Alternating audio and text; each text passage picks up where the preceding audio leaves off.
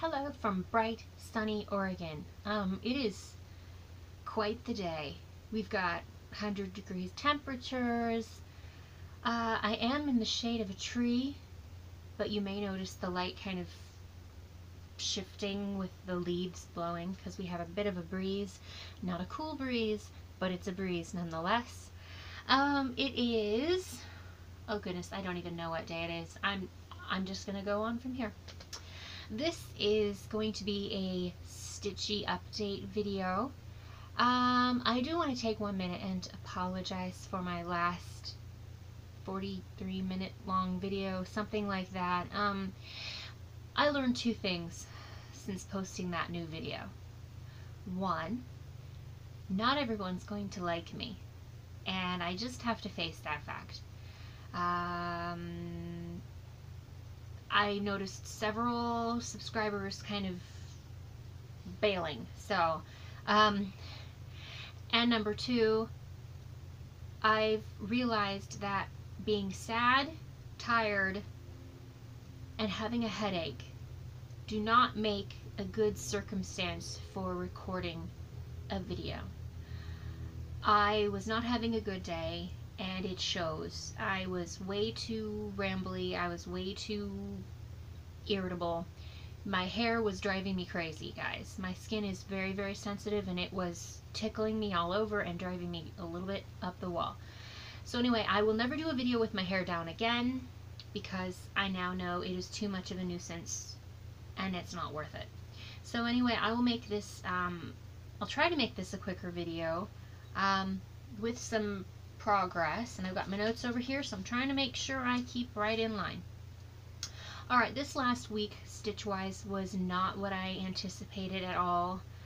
After I did my video, I was actually pretty upset with my last video, and I came so close to deleting it multiple times. Didn't do it, but I was so irritated by it, I didn't actually stitch for 4 days. And that is not like me. I didn't stitch for 4 days, and then I stitched for about an hour each night for 2 nights, and then I stitched a little bit more yesterday. But my progress isn't that great, and I only worked on one project. I'll go ahead and show it to you. I can't show you the whole thing, I'll just show you how I've moved this, my snap.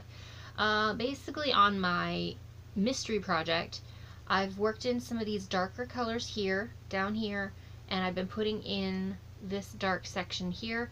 I did do just a touch more right above here before I moved the snap, because I like to finish kind of all I can in one area before I move my frame. It's going to be pretty, but I was disappointed with my small amount of progress this week. I just couldn't get motivated, and I don't exactly know why. I did go ahead and place my 1, 2, 3 stitch order, and it was only recently just shipped, so by the next video I should have a little bit of haul to show you.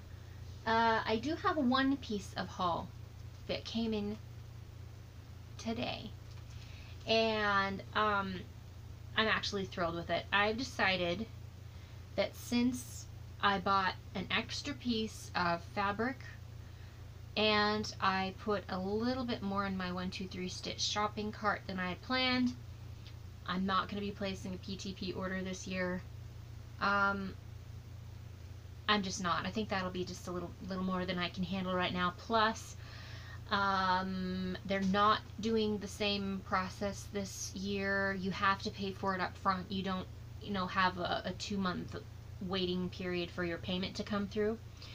So yeah, I'm not going to do that. But I did buy something offline. I found an amazing deal and I had to snag it. This is a Pole Stitches Reflections. It's a 28 count Opal Lugana. It's a 25 by 27 piece. It is a stunner, okay? I'll show you this piece of fabric. It's amazing. Look at that piece of fabric, guys. I love that. And it is opal. It's very opal, and there is so much more pink in this. The colors are so much more vivid in person than they're showing up in the camera. They're so, so pretty. I'm not sure what I'm going to stitch on this, but I know it will stitch pretty much anything. It's a 25 by 28. It is a gorgeous piece of fabric. So I'm happy now. I have a piece of fabric. I got that hand-dyed fabric purchased out of my brain. It's here in my hand, and I know I'm very, very happy with it. So anyway, 123 stitch order is still on the way. I'm really looking forward to getting that, and I will show you when it arrives. I was going to show you a couple pieces, a couple things I just came across in my stash that I had forgotten about. And this is, well, I'll just show you. This is a kit I bought on sale. I found it at Joann's one day a little while ago, and I had like a 60% off coupon off of that. So I paid like $1.60 for this thing or something like that.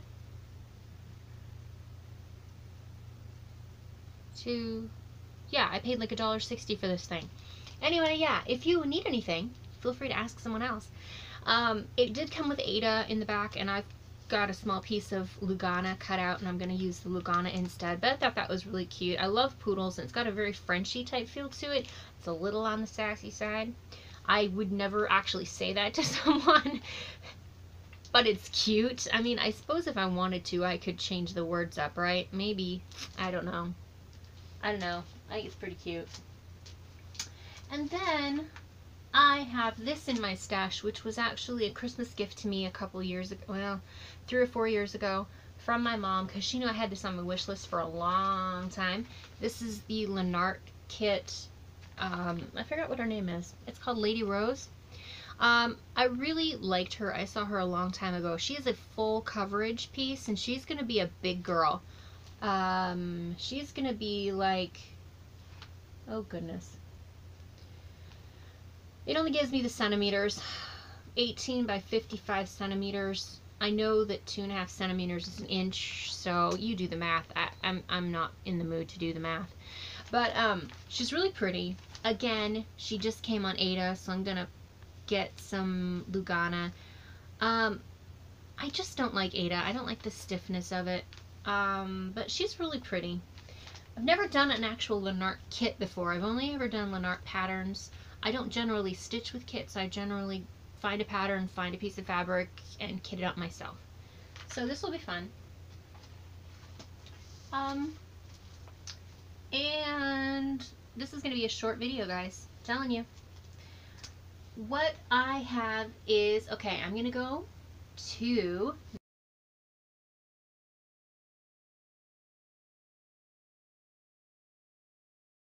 the suggestions of the week.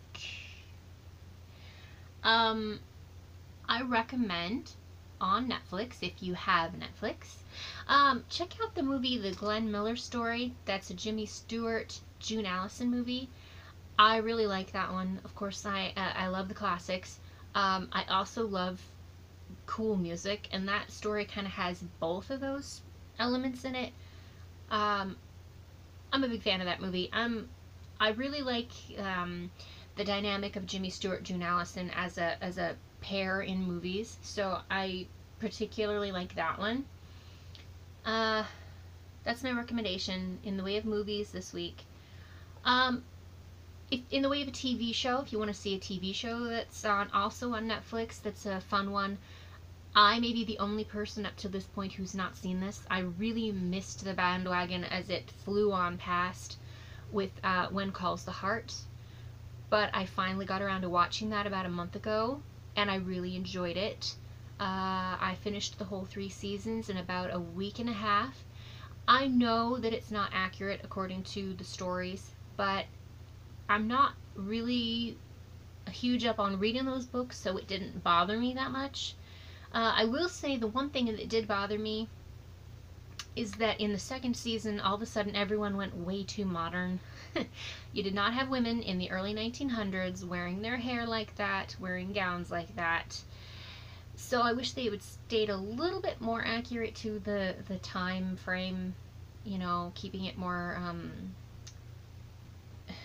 just more realistic, and that's my main beef with that. But I liked it. It was, you know, I like clean shows that have interest and have some mystery and some suspense and some romance, of course. Everyone loves a little bit of romance, right? So yeah, recommend those most highly. And then my next segment is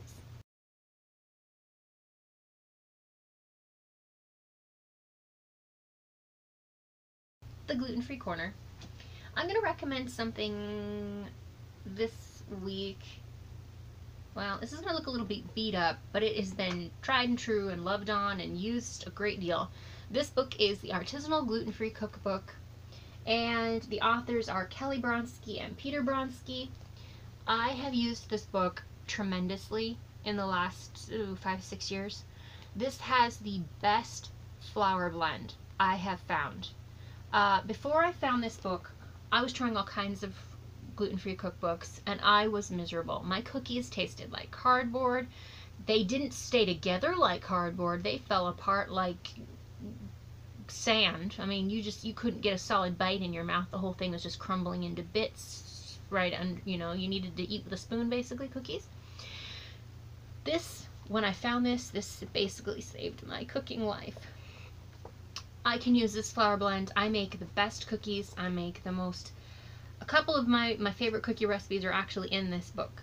So I make the best cookies. I make the best cakes. My cakes, actually, when I make my gluten-free versions of cakes that have been in the family for years and years and years, my cakes actually turn out better than the original cakes with regular flour. So this flour blend in this book, I'm not going to share it because what would be the point of buying the book then, right? I want these people to get their just dues. Great book. Recommend it. Flour blend is awesome. Now my recipe for this week is it's naturally gluten-free, but it's a fun one. I have always been a huge fan of corn dogs. I can't eat corn dogs now because of the corn, but I still have this recipe because it was so fun, and I'm hoping that someday I will be able to eat corn again. So it is called corn dog poppers, and this was something I stumbled upon, and I kind of modified it slightly. It's very simple, but it's really good. It's basically little corn dogs, and they're kind of like appetizer size. They're fun. So anyway, this calls for, and of course I will include the recipe down below written out, but I'll just read it to you now. 1 cup of corn flour, 1/4 cup of sugar, 1/4 cup of water, 1 package of hot dogs, any kind, and then vegetable oil, or any kind of oil, enough for frying. So simple, so basic. They taste really, really, really good. I wish I could eat these. They tasted like going to the fair. Really yummy. One other little thing, which I just grabbed this spur of the moment, last moment. I like candy. I like chocolate. I'm not shy of saying I like chocolate. I'm a girl who likes chocolate. I like Reese's peanut butter cups, and I like Nutrageous, which is kind of on the same line. My favorite candy bar before I went gluten was Twix, but they don't make gluten-free Twix. I have discovered this one in the last year, and I really, really like this one. It is called Milky Way Simply Caramel.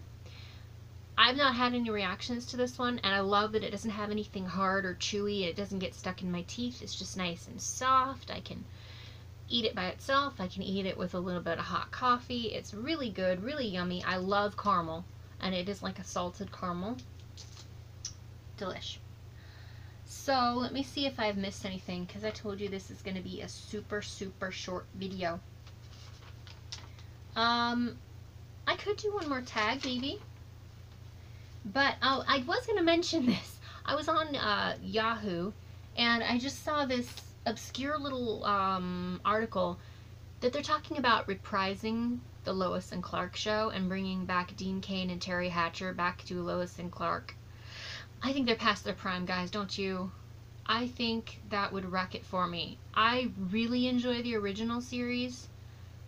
I think that would put a disappointing flavor in the mouth, so to speak, to see Superman not in his prime.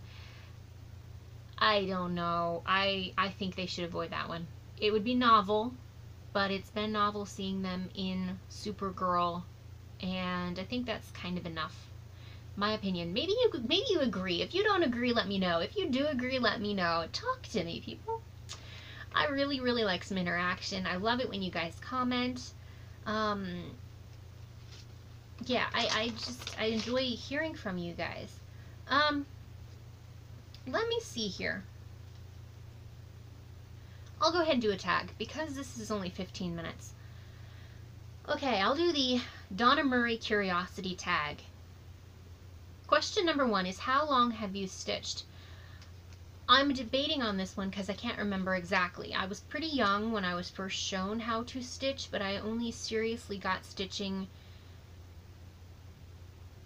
probably 10 years ago. I mean, like, I learned it when I was quite young, but I didn't do a whole lot of things, just other than little small things. So I would say I've probably known how to stitch very, very, very, very, very basic, at least, for about 20 years. Like I said, the little plastic needles through the cardboard with yarn, stitching cards, lovely little things. Number 2, do you prefer to frame your finishes or sew them in, I only got part of the question. I'm assuming finish them into like pillows and things like that. I have never finished anything other than pictures or doing like ornaments. So I would be okay with stitching a pillow. In fact, I have one pattern of some hydrangeas I'm going to stitch that I think would be really pretty in a pillow.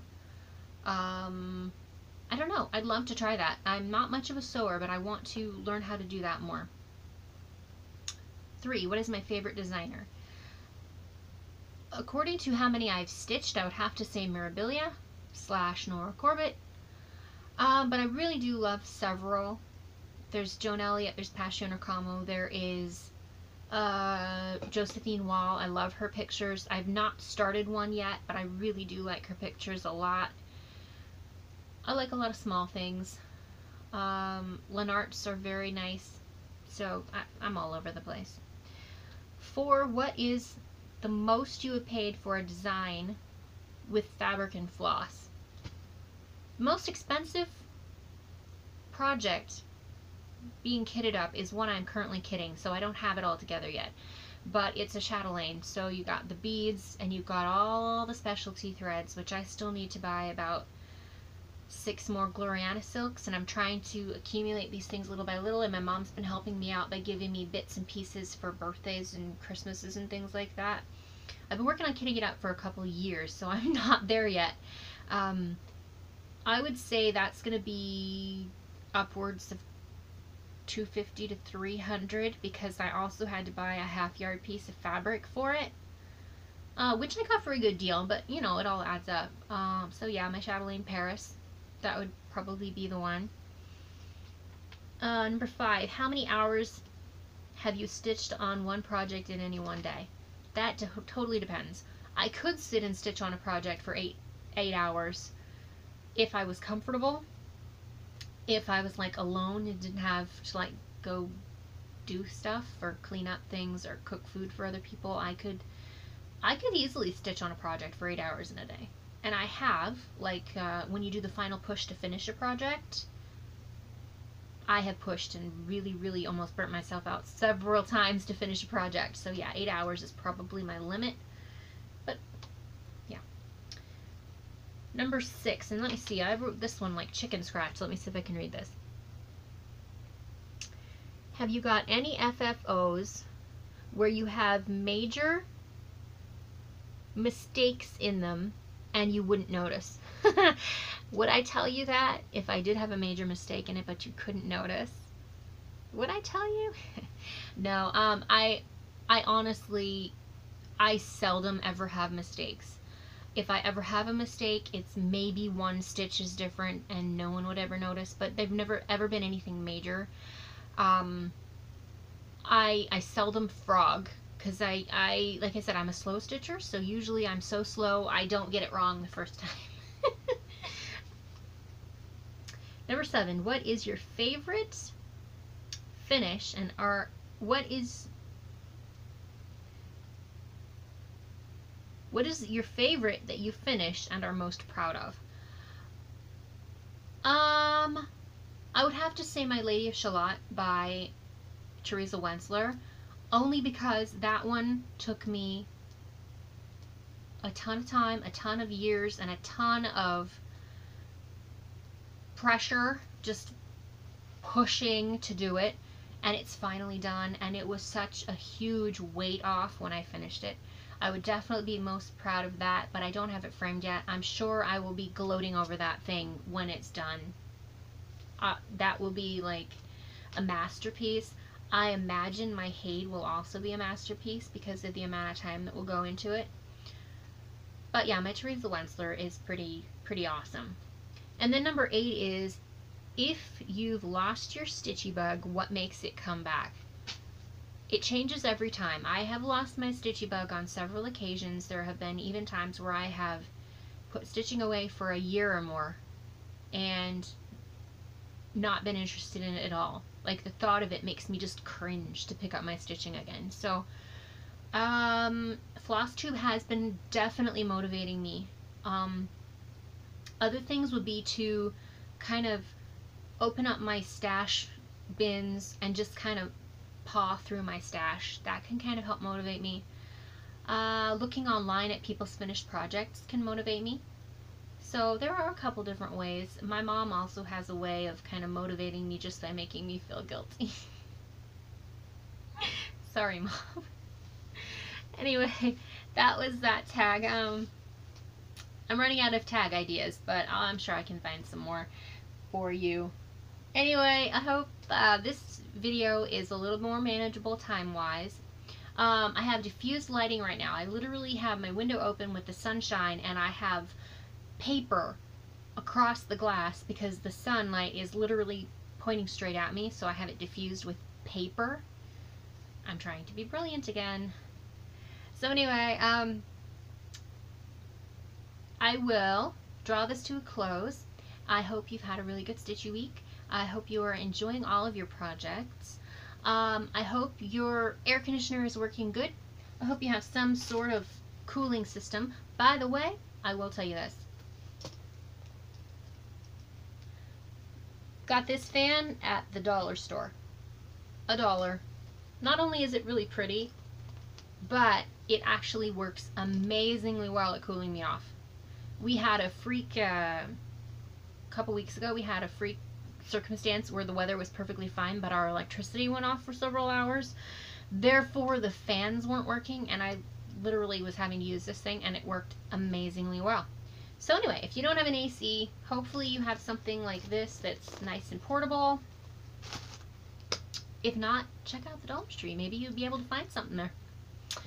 Anyway, I will talk to you guys later and be watching for all of your update videos. Oh yes, and I just forgot to mention this.